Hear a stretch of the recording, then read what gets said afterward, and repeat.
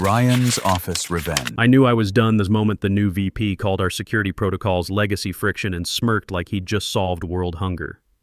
But that wasn't the real kick in the gut.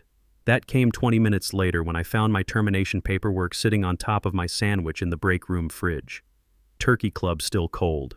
My career colder. That's me. Roger Bennett, 54 years old, divorced once. 2 kids in college who think I work with computers and leave it at that. Senior IT security architect at Secure Finance Solutions, or I guess former senior IT security architect. I'd been at that company for 15 years, long enough to see 4 CEOs, 3 major system overhauls, and enough digital transformation buzzwords to choke a horse. My job wasn't flashy, but it was crucial.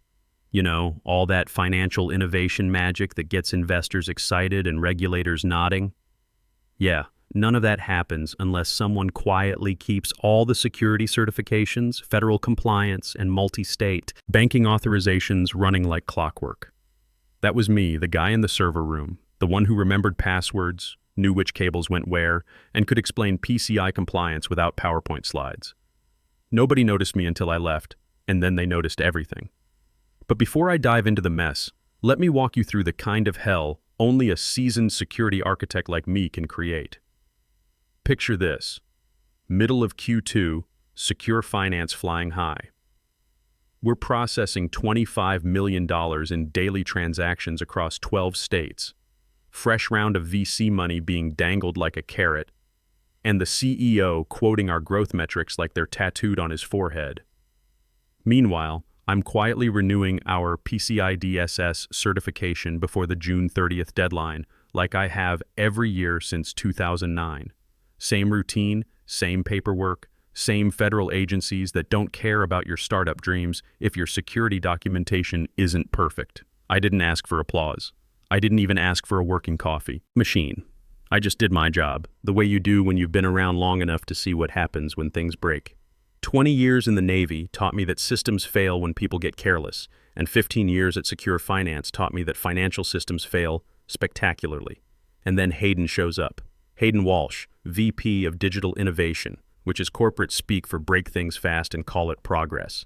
He swaggered in fresh from some crypto startup, all designer jeans and enthusiasm, drank cold brew like it was medicine, called meetings jam sessions, and used the phrase move fast and break things in actual conversation with a straight face.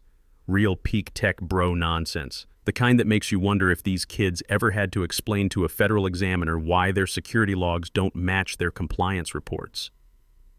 Within a week, he'd reorganized 2 departments, cut half the QA team, and replaced our security review process with something he called agile risk assessment. The man once used the phrase security theater in a Slack thread and actually added a laughing emoji. I saved that screenshot. Figured I might need it someday. The first time he looked at me, he squinted like I was part of the furniture that came with the office. "Remind me again what you do?" he asked on a Tuesday. I remember because the printer was jammed and I was already having a day.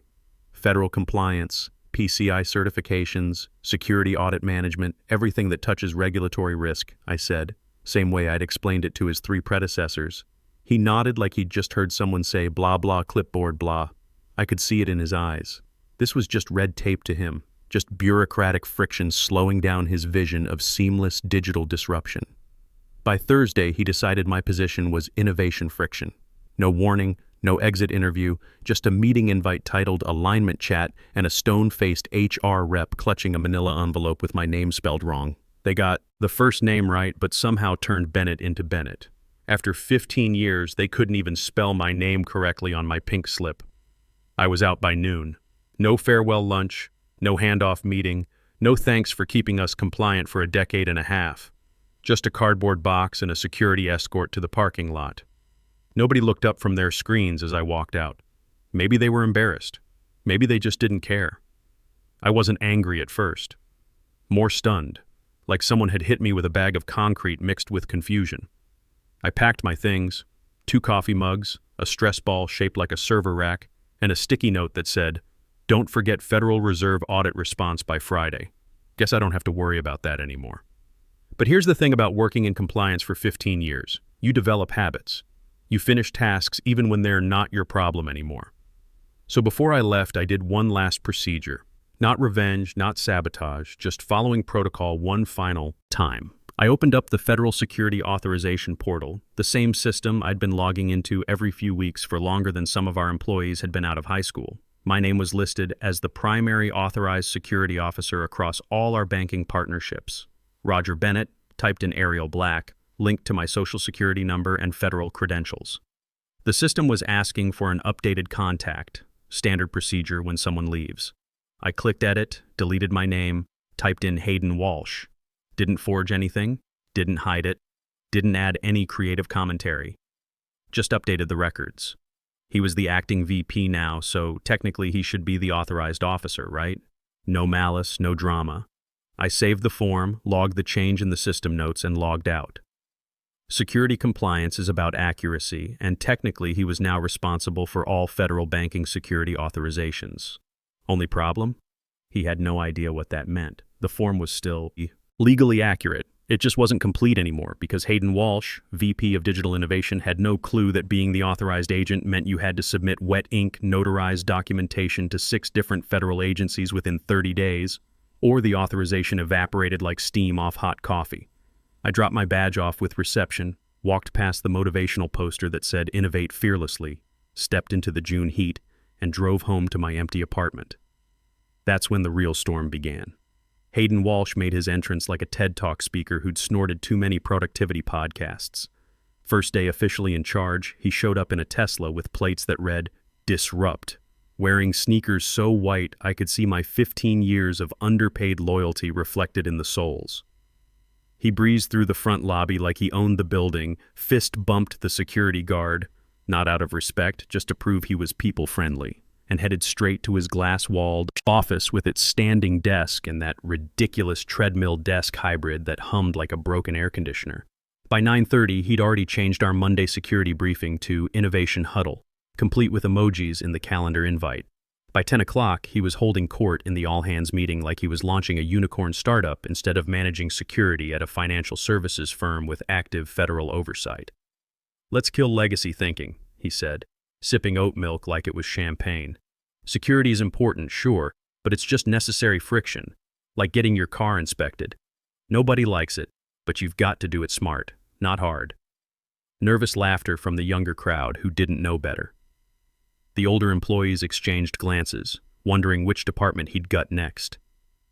A few people looked around for me, but I wasn't there anymore.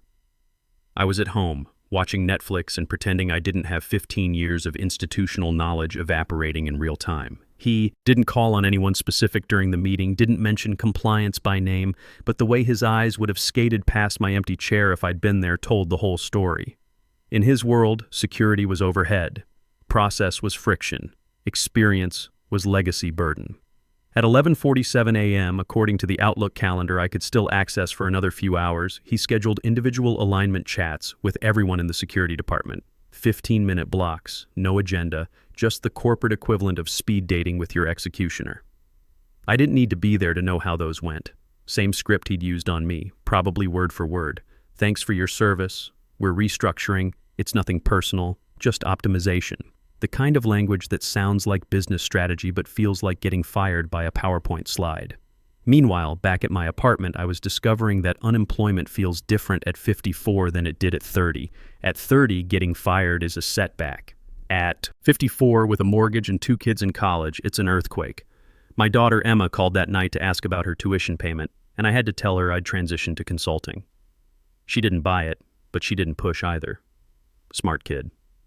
But here's what Hayden didn't know, couldn't know, because he'd never bothered to understand what I actually did.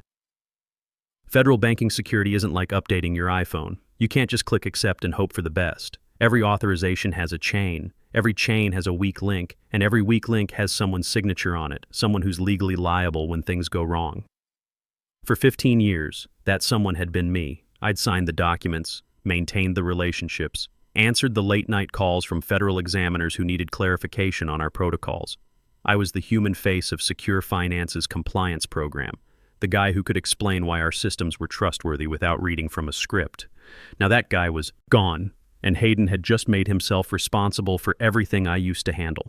The federal forms I'd updated listed him as the new authorized security officer, but forms are just paperwork. The real authorization comes from federal agencies that don't care about your org chart or your innovation philosophy. They care about credentials, about experience, about the ability to answer technical questions without Google. Hayden had none of those things. He had an MBA and a Tesla, and he was about to discover that neither one impresses the Federal Reserve. The first ping came Monday morning at 8:15 a.m. I know because I was still getting copied on some automated alerts, and this one made me spit coffee across my kitchen table. Federal Reserve Portal had flagged a name mismatch in the authorization chain. Nothing catastrophic, just a digital hiccup that meant someone needed to verify the new contact information. The email was standard bureaucratic language, missing verification. Documents for new security officer, Walsh, Hayden. Please submit within 72 hours to maintain active authorization status. Standard stuff if you knew what you were looking at. But nobody at Secure Finance did, because the one person who understood federal compliance protocols was at home in his bathrobe, reading the alert like it was entertainment. I didn't call them, didn't send a helpful email, didn't even feel particularly vindictive about it. This was just the system working exactly the way it was designed to work. Federal agencies don't trust new faces just because someone updates a form. They want proof. They want credentials. They want to know that the person responsible for security authorization actually understands what security means. Meanwhile, the cracks were spreading under Secure Finance like fault lines before an earthquake. By 10:45 a.m., the FDIC portal kicked back a red flag on our primary banking relationship with First National Trust. The alert was technical but clear. Security authorization pending. Officer verification incomplete. Translation: we can't let you keep processing transactions until you tell us who this new guy is and prove he knows what he's doing. That same afternoon, our biggest client, Coastal Credit Union, received an automated freeze notice from our processing system. They flagged regulatory inconsistency in security documentation and paused all transaction processing effective immediately. The official email was corporate polite, but the subtext was crystal clear. We're not risking our necks for a company whose paperwork smells like amateur hour. I found out because Janet Morrison from Coastal called my personal cell. We'd worked together for 8 years, and she didn't waste time with pleasantries. Roger, what the hell is happening over there? Our compliance team is getting alerts that your security authorization is incomplete. Who's Hayden Walsh, and why hasn't he submitted verification documents? I was sitting in my kitchen, looking at job postings on Indeed, and suddenly I was back in the game whether I wanted to be or not. I'm not with Secure Finance anymore, Janet. They let me go last week. Long pause. They fired you? You've been their federal contact for what, a decade? 15 years. New management decided security was overhead. Jesus Christ, Roger, do you know what this means? We've got $8 million in pending transactions that just got frozen. Our members can't access their accounts. This isn't some minor glitch. This is a full regulatory lockdown. I did know what it meant. I'd seen it happen to other firms, usually right before they went out of business, but I wasn't about to explain that to Janet while I was technically unemployed and potentially liable for giving unauthorized advice. You'll need to talk to their legal department, I said. Spencer Cole is the general counsel. He'll know what to do. Will he? Because from where I'm sitting, it looks like they just threw away the only guy who understood their compliance structure. She wasn't wrong, but that wasn't my problem anymore, was it? Inside Secure Finance, the emergency lights were starting to flash. Legal's group chat was lighting up with increasingly panicked messages. Wasn't Roger the point person on all federal authorizations? I thought he trained someone before he left. Who the hell is Hayden Walsh, and why is his name on federal documents? Nobody said it out loud yet, but the smart ones were starting to piece together the timeline. Roger fired on Thursday. Authorization transfer submitted Thursday. Verification documents due Friday. Friday came and went with no submission from the new authorized officer. By Tuesday morning, a second freeze notice arrived, this one copying the CFO. Transaction processing suspended pending clarification of authorized security officer. The language was bureaucratic, but the message was simple. Fix this, or you're done.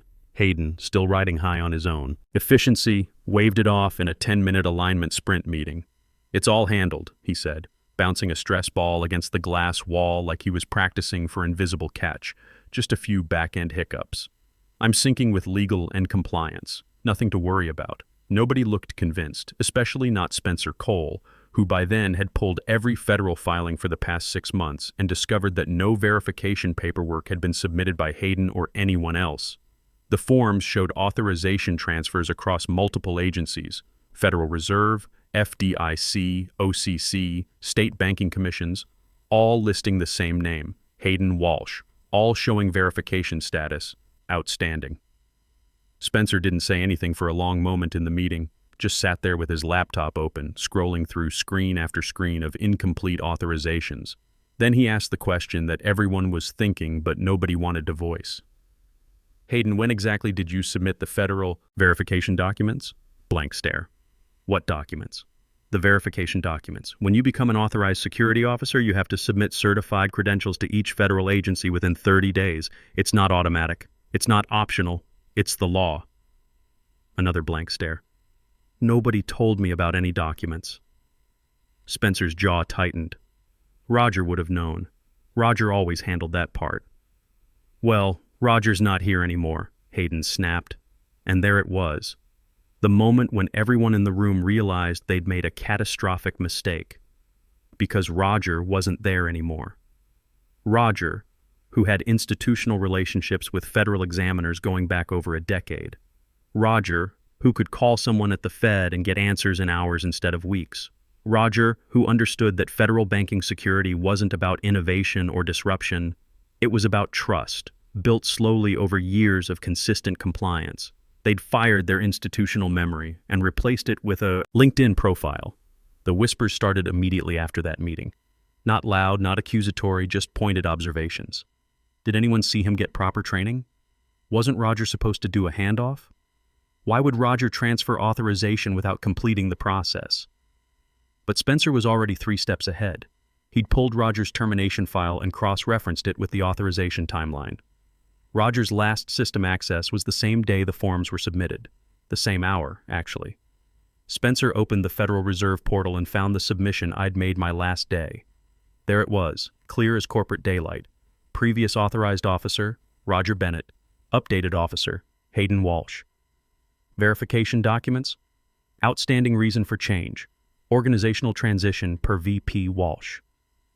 That last line hit Spencer like a revelation. The form wasn't incomplete because of malice or oversight.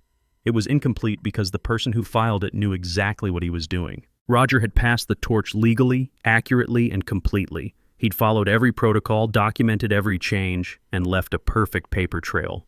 What he hadn't done was complete a process that wasn't his job anymore. The federal agencies didn't care about org charts or innovation strategies. They cared about procedures. And procedures require the new authorized officer to prove his credentials. Hayden hadn't proved anything, except that he didn't know the procedures existed. Spencer closed his laptop and looked around the conference room at faces that were just beginning to understand the scope of their problem. They hadn't just lost a security architect, they'd lost their federal compliance infrastructure, and they'd handed the keys to someone who didn't know how to drive. Thursday night, 9:20 p.m. Secure Finance Emergency Board meeting looked like a crisis management seminar that had gone horribly wrong. CFO Mason Fletcher was sweating so hard his camera kept fogging up. He kept loosening his tie like it was getting tighter with every question from the board. And the questions were coming fast and sharp. What do you mean transaction freeze? How long has Federal Reserve authorization been incomplete? Why weren't we notified about the processing halt until clients started calling? But the question that finally sent Mason into full panic mode came from Garrett Stone, Secure Finance's most vocal investor, whose fund had just dropped $8 million into our Series B round. "We can't maintain a growth valuation," he said slowly, clearly, like a judge reading a sentence, "if your transaction processing is frozen across multiple states. That's not a fintech company. That's a regulatory nightmare wearing a nice suit." Silence. The kind of silence that only follows the realization that the ship has already hit the iceberg. Mason stammered something about temporary administrative realignment and authorization verification lag, which is corporate speak for we screwed up so badly we don't even have the vocabulary to explain it properly. Spencer Cole, the general counsel, was already pulling up his screen share. He'd spent the last 6 hours documenting every aspect of what he was now calling the compliance breach. One by one, he clicked through the digital forms. Federal Reserve, FDIC, OCC, state banking commissions. Each form showed the same pattern. Change of authorized officer filed June 30th. New officer, Hayden Walsh. Verification documents not submitted. Status, authorization suspended, pending compliance review. This doesn't make sense, Spencer said, more to himself than to the board. Roger always filed verification the same day. He's been doing this for 15 years. He knows the process better than anyone. Someone on the call, board member, investor, maybe a ghost, muttered, unless he did it on purpose. The words hung in the digital air like smoke, heavy, toxic. Unless he did what on purpose, Mason asked, unless he transferred responsibility without completing the process, because he knew exactly what would happen. Now, it wasn't just about paperwork or oversight. It was about intention, because Spencer had looked at the timeline, and the timeline told a story. Roger fired Thursday morning. Authorization transfer submitted Thursday afternoon. No verification submitted Thursday, Friday, or any day since. Spencer clicked on the submission details one more time. The Federal Reserve form Roger had filed my last day. There in plain digital text. Previous officer, Roger Bennett. Updated officer, Hayden Walsh. Verification outstanding, reason for change. Organizational transition per VP Walsh. That last line was the key. Roger hadn't just transferred authorization. He'd documented exactly why he was doing it. Per VP Walsh. Not per company policy, not per transition protocol. Per the guy who'd fired him. He did exactly what he was supposed to, Spencer said quietly. He followed procedure. He transferred responsibility accurately, legally. But what? The CEO's voice crackled through the connection from whatever airport he was stuck in. He transferred responsibility to someone who didn't understand it was his responsibility. The implications sank in slowly. Roger hadn't sabotaged anything. He'd simply done his job one last time, followed the rules precisely, and let the system work exactly as it was designed. Federal banking authorization isn't automatic. It requires active compliance from the authorized officer. If that officer doesn't know he's responsible for ongoing verification, the authorization lapses. And when authorization lapses in the banking industry, everything stops. Spencer opened a new email. Subject line, emergency regulatory consultation required. He was calling Roger. The LinkedIn message arrived while I was grilling burgers on my apartment balcony, trying to pretend I wasn't checking my phone every 10 minutes for job alerts. Spencer's assistant, hi. Roger, hope you're doing well. Would you be available for a brief conversation? General Counsel's urgent request. I stared at the message for a long time, took a sip of beer, watched the burgers sizzle. Then I typed back, I'm available for consulting arrangements. My rates have changed. 12 hours later, I was sitting in a coffee shop downtown, wearing my best consulting uniform, pressed khakis, polo shirt, and the kind of confidence that comes from holding all the cards. Spencer arrived looking like he'd slept in his car, trailing his paralegal like a lost puppy. No handshake, no pleasantries. I slid a single sheet of paper across the table before they even sat down. What's this? Spencer asked. My consulting rates, and my terms. He read it. His paralegal read over his shoulder and made a small noise that might have been surprise or horror. This is, Spencer started. Non-negotiable, I finished. Weekly rate, minimum 12 weeks. Direct board reporting, full compliance. Authority and equity. Equity, 0.4% equity grant, 4-year vesting. I want skin in the game for fixing what you broke when you fired me. Spencer looked around the coffee shop like he was hoping someone would rescue him. The board will need to approve. The board will approve it, I said, because they don't have a choice. You've got frozen transactions, suspended authorizations, and federal investigators who are going to start asking questions about your compliance program. You need someone who can fix this without triggering a full regulatory audit. I leaned back in my chair. That someone is me. And after 15 years of being treated like overhead, my price has gone up. What about Hayden? Spencer asked. What about him? He's still the VP of Digital Innovation. I smiled, just barely. Hayden can innovate all he wants, but he's not touching anything that requires federal authorization. Ever. That's part of my terms. Spencer nodded slowly like a man accepting the inevitable. 2 weeks later, I was back in the building, but everything was different. Chief Information Security Officer, corner office, direct board access. and a parking spot with my name on it, spelled correctly. The first thing I did was log into the federal portals and begin the verification process I should have completed my last day as an employee. The process Hayden didn't know existed. Forms, certifications, biometric verification, the whole bureaucratic dance I'd been doing for 15 years. It took 3 days to restore our federal authorizations, 3 days to unfreeze $25 million in daily transactions, 3 days to remind everyone why experience matters more than innovation when you're dealing with other people's money. Hayden kept his job, technically, but his new office was in the basement, and his business card said Digital Strategy Consultant.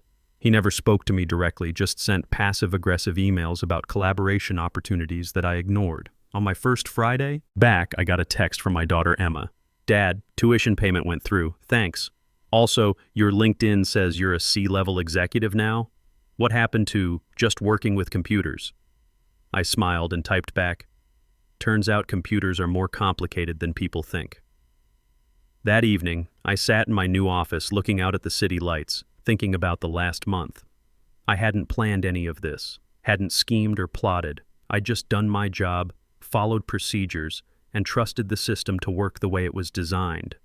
Sometimes the best revenge isn't revenge at all. Sometimes it's just letting incompetence reveal itself and being ready when people realize they need competence back. I opened my laptop and started reviewing the quarterly compliance schedule. Same work I'd been doing for 15 years. But now everyone knew what happened when it didn't get done. The system had spoken, and it had said my name. I didn't destroy their system. I just stopped being the person who kept it from destroying itself. The real lesson wasn't about revenge.